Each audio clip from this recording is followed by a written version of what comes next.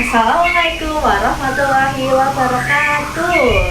Waalaikumsalam warahmatullahi wabarakatuh. Nah, gimana anak-anak keadaannya hari ini? Semoga dalam keadaan sehat walafiat ya. Sebelum pembelajaran, yuk kita berdoa dulu sesuai kepercayaan kita masing-masing. Berdoa dimulai. Berdoa selesai. Gimana perasaan hari ini? Senang tidak anak-anak? Sebelum mulai pembelajaran biar tambah semangat, yuk kita ice breaking dulu. Ketujuh kebiasaan baik anak Indonesia hebat.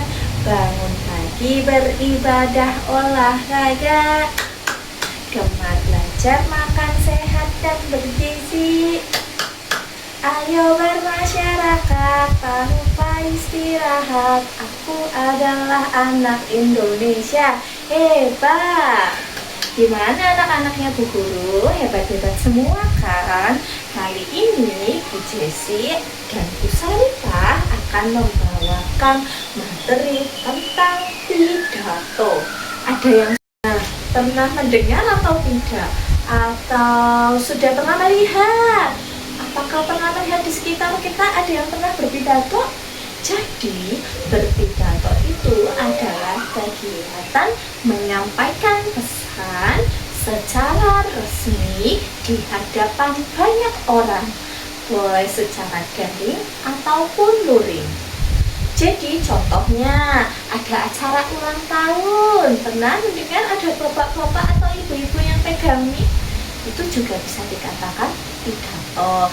Terus upacara, nah ada kegiatan bapak-bapak ibu-ibu yang menyampaikan pesannya, itu juga termasuk pidato. Pengajian juga termasuk berpidato. Contohnya apa lagi, siapa yang tahu? Ada yang tadi ulang tahun, upacara, kemudian ada yang kumpulan RT. Siapa yang pernah ikut orang tuanya kumpulan RT? Nah, di situ ada kegiatan berpidato juga. Nah, setelah ini Bu Jessi dan Bu Sarita akan menyatakan potongan sedikit tentang pidato. Tonton bersama ya. Selamat siang, salam sejahtera untuk kita semua. Yang saya hormati Bapak Ibu Kepala Sekolah dan yang saya hormati Bapak Ibu Guru. Pertama-tama, marilah kita panjatkan puji syukur kita kehadirat Tuhan Yang Maha Esa yang telah memberikan banyak nikmatnya yang tak terhitung. Sebelumnya, perkenalkan nama saya Anggita Maharani, saya dari kelas 9-12. Dalam kesempatan kali ini, izinkan saya menyampaikan sebuah amanat dengan tema kebersihan sekolah. Kita semua tahu, sekolah merupakan tempat belajar mengajar yang dilakukan dari pagi hingga siang. Di sekolah inilah siswa dan siswi dididik agar menjadi anak yang pandai, memiliki akhlak sopan santun, sehingga menjadi anak yang berguna bagi keluarga, masyarakat, serta bangsa dan negara. Maka dari itu, untuk menambahkan rasa nyaman dalam proses belajar mengajar sehari-hari itu, maka kita semua harus bertanggung jawab dalam menjaga kebersihan sekolah bersama. Saya yakin bila kebersihan akan membuat kita semua nyaman dalam melaksanakan maupun mengikuti proses belajar mengajar. Selain lebih fokus, tentu kita semua akan terhindar dari penyakit-penyakit yang bersumber dari kotoran.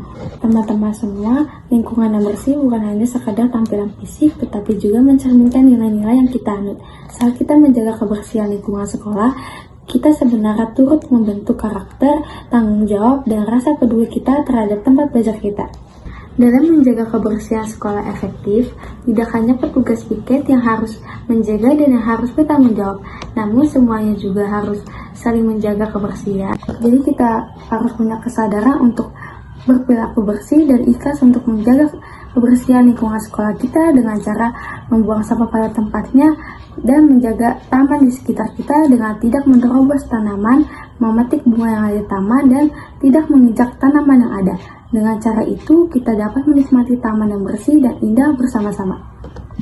Dan dari hal kecilnya seperti membuang sampah pada tempatnya, tidak mencoret-coret dinding, meja, kursi, dan lain-lainnya. Kemudian kebersihan dalam toilet.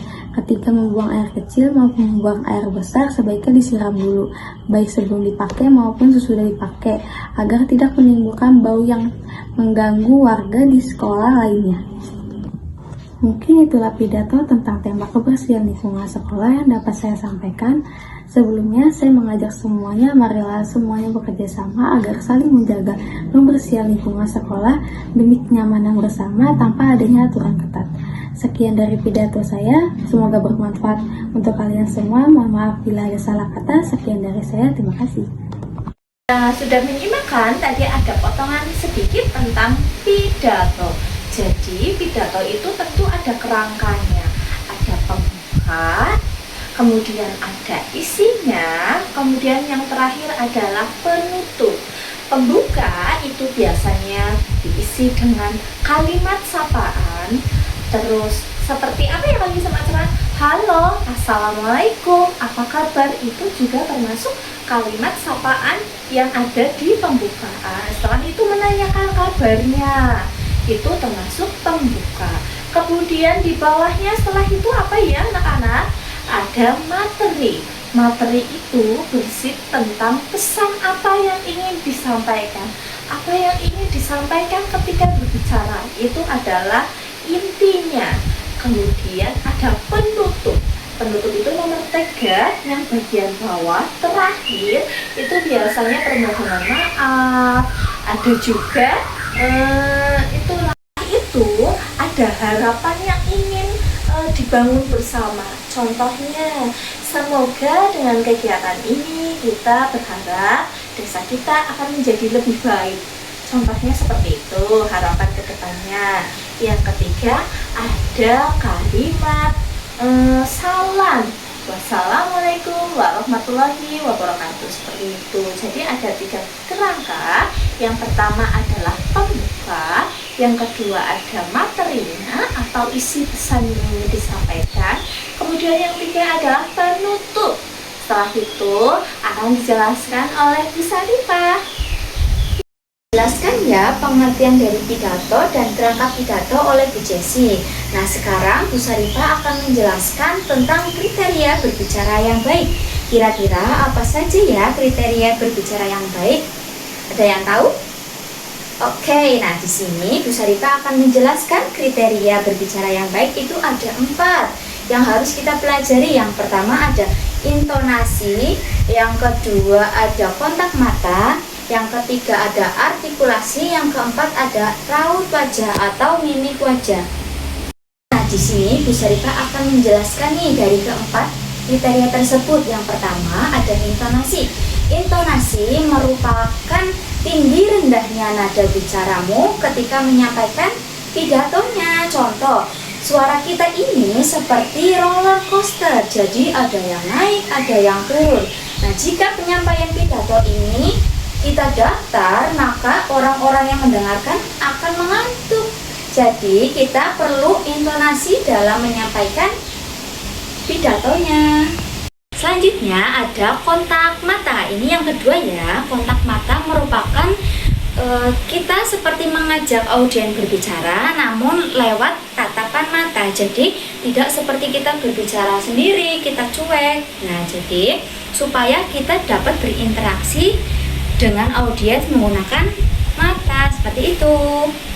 Nah, yang ketiga ada artikulasi. Apa itu artikulasi? Artikulasi adalah kejelasan dalam pengucapan. Nah, seperti contoh nih, ada teman kalian yang suka bicara terlalu cepat. Toh biasanya kan kita kurang jelas dia bicara apa, dia mengucapkan apa, seperti bergumam kan. Nah, itu contoh artikulasi yang kurang bagus. Nah, tipsnya kalau kita pengen punya artikulasi yang bagus, kita harus buka mulut secukupnya seperti ini. A, I, U, E, O. Nah, itu contoh dari artikulasi yang bagus. Nah, yang terakhir ada ekspresi wajah atau mimik wajah. Nah, ketika kita berpidato dan menyampaikan pidato yang sedih atau yang senang, contoh nih yang sedih, apakah kita harus berekspresi senang atau sedih? Nah, pastinya kita sedih ya, karena itu merupakan wujud kita mengekspresikan lewat kesedihan kita lewat ekspresi wajah. Seperti itu. Nah, seperti kita membawakan pidato yang senang, maka ekspresi wajah kita juga harus senang karena itu membawa ekspresi membawa perasaan senang dalam diri kita melalui ekspresi wajah. Seperti itu, paham ya anak-anak?